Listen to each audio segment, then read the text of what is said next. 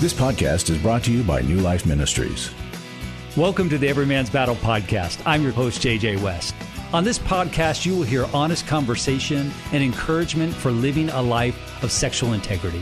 Let's get to today's episode. Hey, welcome back to the Every Man's Battle podcast. I am JJ West, your host, and I am a licensed marriage and family therapist in the Orlando, Florida area. I work with individuals and couples dealing with sexual integrity issues, as well as a host of other things. I also get to serve as the presenter at the Every Man's Battle Intensive, and I'm in studio once again with the great Doug Barnes. I'm humbled. Thanks, JJ. I'm a licensed professional counselor. I'm from Texas, and I've had the privilege and honor of working with the Every Man's Battle Intensive for many, many years. Not as many as some that are here in our studio, but for many years, and it is truly a humbling experience. I get to facilitate small groups at the intensive, and my practice really is men and couples struggling with integrity, with sexual addiction, and those wanting to put their marriages back together. So it is my privilege to be here. Thank you. Excellent. Glad you're here. And we are going to be talking about long-term recovery. And if you're watching online, you will notice that we have a special guest in studio today, the even greater Dr. Sam Fraser. That's cool. Sam has been connected with Every Man's Battle since its beginning, which is over 20 years now. Dinosaur days, yes. Yeah, back in the dinosaur days. But before that, you served as a pastor. 6 years, yes. Yeah, for 6 years. Mm-hmm. You have started and run programs for integrating spirituality with psychology. You have over and over helped others learn how to do this. I think even now you are teaching graduate students about sexual addiction. I'm a guest speaker at Fuller for classes that are doing it. But yeah, I was an associate professor for 3 years at another university, teaching grad students about sex addiction. Absolutely. Yeah. And married for how long? This time around for the rest of my life. For the rest of my life.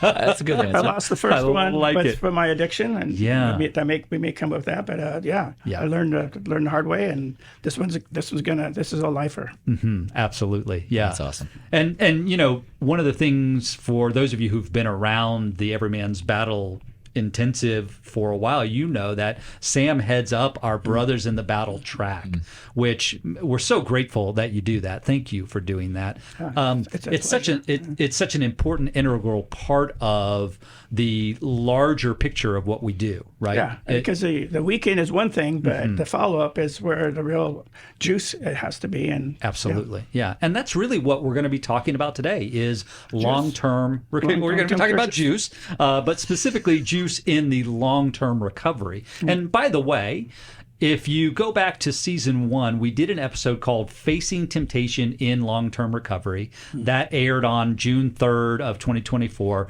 There may be some information in that episode that would be helpful and tie into and set up some of the things that we're going to talk about today. But we're going to talk about long-term recovery because the bottom line is there are guys certainly who come to the intensive fresh in, right? D-Day just happened. They either just got discovered. Yeah, they're still bandaged up. They're kind of, that deer in the headlights experience. But then we've got a lot of guys who have been trying to walk this road for a while. Maybe it's 3 or 4 years of recovery or more, right? I think when I think about long-term recovery, that's the time frame. Anything from 2 years back, birth to 2 years in terms of our recovery, I think of as short-term recovery. 3, 4 years, maybe 5 is kind of midterm, but once you're hitting 5, 6 years and beyond, you're really into long-term recovery. Yeah. I was in diapers for probably like 30 years. It took me a long time to get the first year out. Right? Yeah. We've come a long way in recovery since then too. Yes, that's right. Yeah. That's right. Thank you very much. So it raises for me a question of what's the difference? So what are the things that are different? What are the things that someone would be working on if they're in, say, year 5, 6, or 10 year of recovery versus they're in their first or second year, what are the differences in terms of recovery? Yeah. Shall we start? Yeah, Okay. jump right in, Sam. You're up to the plate. All right. That's why we brought the even greater Sam Fraser into the booth, right? Why am I the last one to know? But in terms of when you think about the long-term recovery, there are certain signs that tells you whether you're really doing long-term recovery. And one of them I'd like to say is you're letting your walk do your talk. Okay. So when wives say, "Hey, how do I know if my husband's doing what he's supposed to be doing?" It's like, is he talking or is he walking? And so, because the walking does more than talking, because you're showing it by your actions, not by your words, because the words is what betrayed them in the first place. Right. So the idea when a man is no longer defensive, he's moving down the road he's moving out of his shame and moving into his recovery. Absolutely. Yeah. Yeah. It starts to build in what are the active signs. It's not just cessation of bad behavior. I'm no longer looking at pornography. I'm no longer. You can white-knuckle that. What's the longest you've had somebody white-knuckle it in your practice? A year. A year? Yeah. I was going to say about 6 to 8 months, but yeah. So you can white-knuckle for a while, but it's hard to white-knuckle for forever, right? Yeah. But when you move out of, we're just talking about cessation of bad behavior. I'm not hooking up with the affair partner anymore. I'm not looking at porn, whatever. Now we're moving into what evidence, active evidence of character change are you seeing if you're the spouse or if you're sibling or whatever. One of the signs is you're no longer struggling with sobriety and having relapses. You've actually maintained your sobriety for a period of time, so you move into recovery. Moving into recovery, exactly. And you talk about character. Right, yeah. Right. The sanctification of our character. And so having those traits come out in my everyday today operations with my spouse or girlfriend or significant other or my group or with my counselor, how am I working on those? And so how does that show up on a day-to-day basis? And because I agree with you, it's how is my character really changing and evolving? Because those subtle changes are going to show up. Yes, they are. They're going to show up in my behavior, as like you're saying, the walk, not just, well, I haven't acted out in a long time, so I've got to be changing. Well, we know that doesn't. And one of those key factors in that behavioral change is connecting, because when we're in our addiction, we're hiding, we're ashamed, and we're keeping everybody out at distance. Yeah. And now it's like so when the behavior represents being connected to my wife, my kids, my job, the chores at home that I used to ignore because I was doing my computer or out of the house or whatever, all those kind of things create the kind of confirmation that you're moving down the road. Or even my brothers. Yeah. What kind of brothers, what kind of God, self, and others, right? So what kind of others do I have in my life that's not connected to my wife or my kids that are healthy, that they know me, they know my stuff, I know their stuff, and there's a common ground of accountability that prior to D-Day, the day of discovery or disclosure. Yeah. Right. Yeah. Right. Whichever comes first. Or even divorce. Another day. Yeah. Good point. Good point. Yeah. So it's being able to be transparent with them at all costs. Yeah. Even if, I don't like it when people get up in my face. Well, did you ever think that that's what's good for us? Yeah. When people get up in our face like that, they do it out.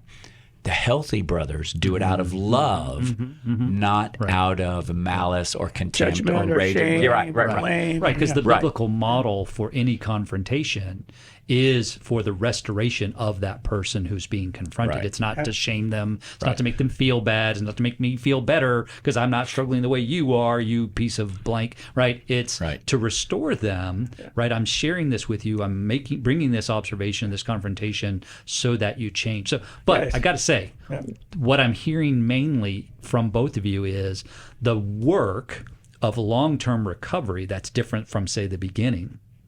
Is now the work is relational. I'm working on relationship. I am 100%. I'm looking at am I growing in vulnerability? Am I inviting those kinds of conversations with others? Am I sharing at a level that they know the questions to ask me and the things to confront me with? Am I intentionally inviting those kinds of relationships? Am I doing that kind of work versus just the work of sobriety of, okay, don't look at porn, don't go to the massage parlor, don't go to more the than just strip don't, club. it's do's. Yes. Do this, do Right. this. Yeah. And Yeah. kind of piggyback on what, when you have, what you're saying is speaking the truth in love, because some people speak the truth and they blast you with it. Some people do the love and they just let you slide by and kind of just not get confrontation. But speaking the truth in love is tough work. And when we have brothers in our that love us enough to confront us with tough love, we got some good bros. Yeah, absolutely. Yeah, those are keepers. One of my Those are favorite keepers. phrases is, in terms of speaking the truth in love, love without truth lies, and truth without love kills. And so we want to have both. We want to speak the truth in love in a way that then restores that brother. Yeah. Yeah, because we don't go for being liked; we go for being respected. And when we can foster that kind of respect between the people who know me and are willing to love me enough to say, you got bad breath in your recovery, so to speak, whatever that looks like. But in terms of, but on the serious side, we need that. Who's got my back? Right. Y'all have done me an excellent service through this referral network of counselors. For over 35 years, New Life has been the most trusted name in Christian counseling. I found a counselor through New Life Ministries, and it's just been outstanding. If you need a counselor, whether in person or virtual, New Life can help. We have a nationwide network of licensed Christian counselors. Call us today at 1-800-NEW-LIFE. That's 1-800-639-5433. To get someone that's competent, that's good at what they do, it's been like day and night compared to what I've had before. 1-800-NEW-LIFE.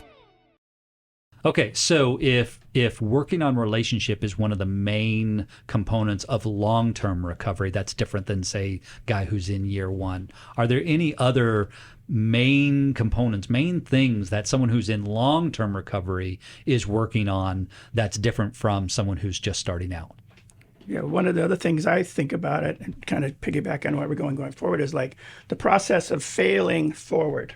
I used to fall backward and just and stew in my juices, but process of failing forward, because a big part of recovery and sobriety and character building is dealing with our failures, confronting them, accepting them, working through them, right? Figuring out what the components are, so that whatever I'm failing at, I'm moving forward, and I'm confronting it. I got my brothers around me. I'm not doing it alone. I do my acting out alone. I do my recovery with my brothers. I got it, and that's one way that I think God has used to bring men together, because we go to Bible study, we go to church and do the sermon. We and steak even serve in dinners. the parking lot. Yeah.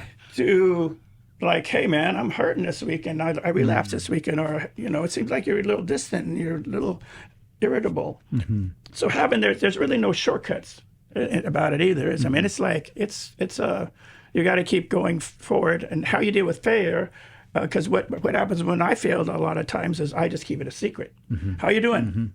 Yes. Praise the Lord. Okay. Doing Right. good. Fine. Yeah. I'm doing good. Or I I'm doing I might hint, well, it's been kind of a rough couple of weeks, but I don't ever share what that praise rough. the Lord. Yeah. We speak Christianese. We cover it up instead of Right, getting real. right. Yeah. Absolutely. Well, and to go back to an earlier point that you were making, if I have repeatedly been defensive when my spouse or someone else confronts me, part of my hard work is looking at why that is. Why do I have this regular defensive posture when I'm being confronted? Or why do I tend to isolate when I've had a long day at work, right? So part of that ongoing recovery is I'm doing the hard work, whether that's reading good books, whether that is doing my own individual therapy, whether that is Listening to podcasts, listening to a podcast. Yeah. Right. But am I doing the ongoing work of looking at what drives those failings in me, so that I do fail forward, as opposed to, oh, I'm just a worm and I'm going to go hide. Right. Yeah. And I think that's partly what slows down recovery is that once we get past D-Day, once we get into a groove, once we get into our group with our guys, and so I was talking about this with a client this morning about about taking my foot off the gas. I no longer have a sense of urgency that this is something that's ongoing in my life. Yeah, the crisis is over, so we can. Right. Everybody, the heat at the house has kind of calmed down, and the rivers are calming over again. And that scares a lot of spouses, especially long term, because now she's coming back saying, well, you know, I'm starting to see this old guy again. And he's going, what? No, and he comes back with data. Yes. I'm doing my group. I'm going to my Bible studies. And we did have a date night on the night I'm supposed to go to my group. So, Right. Yeah. I didn't go to group that night. You were more important. Right. Yeah, And so keeping that in mind going forward about just the consistency. You know, intentionality starts something, but consistency keeps it going.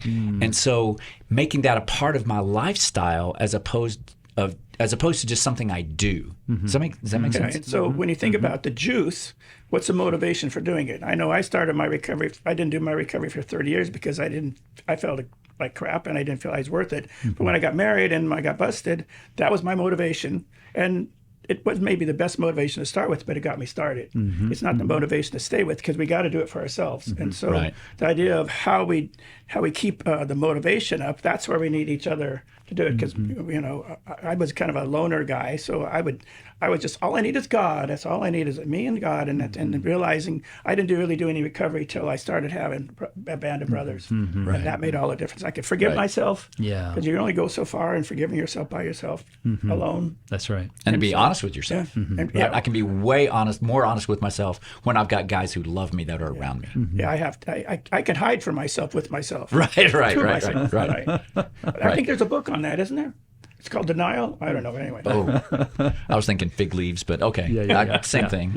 Same thing. Yeah. Absolutely. But I think that's good from a long-term perspective, that I need to keep expanding my band of brothers. And in some ways, coming back to every man's battle is not. That's, you know, a lot of churches do men's retreat once a year. Coming back and doing every man's battle, it's always different. The time you're in a different place and you're hearing it differently because you're in a different place of recovery, and it comes across differently. And JJ keeps changing the material. He keeps upgrading it. I try to. Right. But even if it was the same material, I mean, we've had this experience because we've been doing the workshop for a while, right? I mean, I've been a part of the workshop since 2009. You guys preceded me. Sam, you preceded everybody. Dinosaur. But we won't go there. Right. In the Garden of Eden. I was going to say honored, you know, but anyway. But we've been coming to it, month after month for years, and we hear new things. It's not, oh, that's a brand new topic or idea. It's something about the way that it was presented or the way I heard it this month was different. It hit me differently and challenges me then to look at my life differently, right? Because I am in a much different place now than I was early on. When you first are in those first few days after D-Day, you're so shell-shocked. You gain some of the material, but you can't possibly consume all of it. Right? There's no way. So you come back again, and you get a little bit more, and you get a little bit more, and hopefully, like you said, you're trying to change yourself. You're changing your heart, not just changing your behavior. And there's something about the motivation factor when you're with a group of men. There's just something that happens that's different. I remember my acting out. I was leaning on women to give me my validation, and I realized they can't validate my masculinity and the way I need to be validated. Right. And so being with other men. Not completely. Yeah. And so I think, Christian men who are in recovery are the most courageous, bravest, and real. Because we learn the language of vulnerability. You can go to sermons, you can go to Bible studies, and that kind of thing. But this makes you get real fast because it doesn't. You can't fake recovery. Yeah. Right. Yeah. I tell my groups it's like learning Japanese phrases. Okay, say more. Not in Japanese, please. Good point. Yeah. Because Japanese is a hard language. And it's like learning to say recovery words and language in a way, like you said, vulnerability, Sam. That was not something that was honored and revered at my house. I mean, it was everything but that. Right. And so learning to speak vulnerability and empathy and tenderness and compassion, where before there was anger and rage and contempt and judgment and shame. It's learning to own the fact that I am much more than just what I do. It's actually the language of heaven, isn't it? God. Yeah. To admit I'm weak, to use that 4-letter word, it starts with H. That, it's a man law. You can't say help. Yeah. It's like that took me way too long. But now I'm getting good at it. I'm going to get better. Yeah. But anyway, but it is the language of heaven, because how is heaven described to us in Corinthians? That we will, here we see through a glass dimly. Yeah. There we will know as we are fully known, right? So when we are experiencing the kingdom, we're experiencing it as being fully known, nothing hidden. And those of us who have spent a lifetime hiding ourselves, early on that terrifies us, right? But as we go into recovery deeper and deeper, we find a beauty in that. We find, there's life in that. It becomes treasured. Yes. I long, to be known at that level and to be loved, fully known and fully loved. Oh my gosh, yes, I want that. But it's early on, it's terrifying, right? So long-term recovery, if I'm doing the work of long-term recovery, I get to a point where I am longing for that. I am seeking that out. Taste and see. Right. Yeah. Yeah, and it reminded me of the whole thing about the cross. When I felt the cross and felt like I was unconditionally loved, unconditionally, that made all the difference. To feel the cross, the recovery gets you to experience the cross in a way you never do it if you're not doing recovery. And it's like I was a Christian for 20 years. I was a pastor for some of those years. And the idea was I was living a double life, and I knew it was true, but I didn't experience it. And recovery, it's not a head issue, it's a heart issue. You got to do recovery from the heart. Right. Because that's where the feelings are, and the shamed feelings that we can't say out loud, and, and learning the language. And that's part of going from early recovery to mid-recovery to late recovery, is that evolution of I'm in my left brain, I'm in my logical part of me, until it starts. I start to experience it differently, and then I start integrating those two things together, and that's when my lifestyle changes. Part of my part of sometimes when I introduce myself is I have 2 graduate degrees from seminary. Yeah, that's right. Whoop, whoop. And I have 2 graduate degrees, a MA and a PhD from psychology. Whoop, whoop. Yeah. Okay. So I got all the information. Pretty sweet. Yeah, and it makes my left part of my head go like this. It's so heavy. But you know what? But on a serious note, seriously, all of that must have cured you when you had all that. I was just going to say, seriously, it didn't help me with my hole in my heart. That's a whole different deal. Yeah, that's relational. Okay, see, now we're speaking Japanese again, because that was one of the hardest things for me, is to realize, you mean I'm really wounded? Because that's that hole, right? I mean, it's the wounds that we carry. Yeah. So that was hard. Yeah. No, then you're a weakling, right? You can't talk that way, right? It takes one to know one, right? Wussy Christianity. It's like, you believe in God and you're strong, and all that. It's like, no, we need each other. Right. Jesus modeled that. And, Right. Well, to your point, right? It's with the cross, right? With the gospel message. There's so many times in churches where we are training people to be good Christians.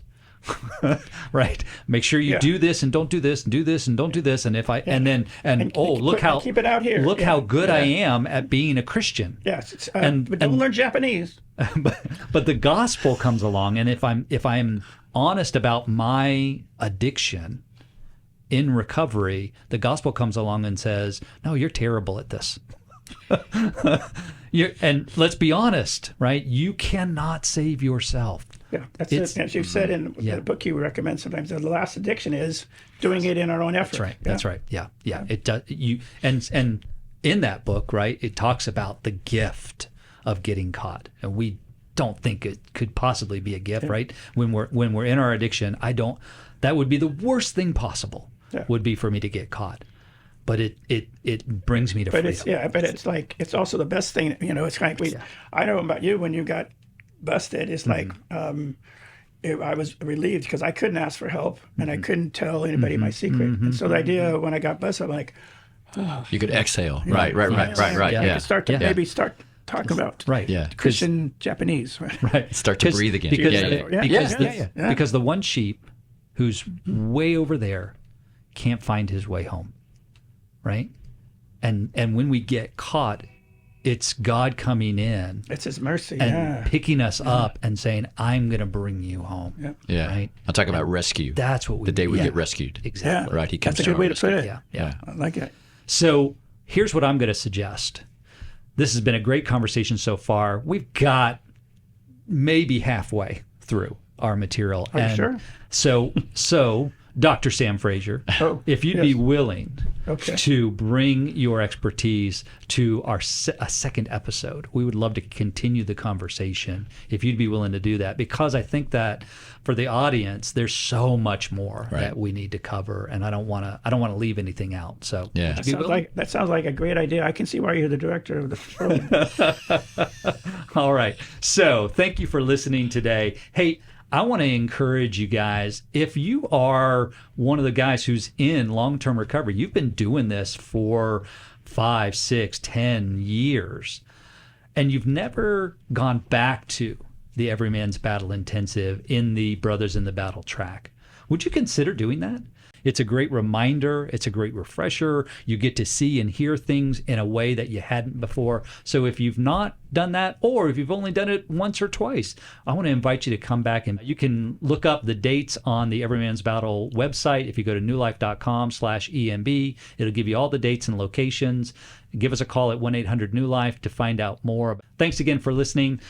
Next week, we're going to continue our conversation on long-term recovery with Dr. Sam. So stay tuned. We're glad you're listening. Thanks for listening. This podcast is just one of the many ways we can encourage and help you. If you're looking for more help, visit us at newlife.com or call 1-800-NEW-LIFE. Please remember to review, like, and share the podcast as it helps others find us. If you have a comment about this podcast, we'd love to hear from you. Drop us a line at embpodcast@newlife.com. See you next week.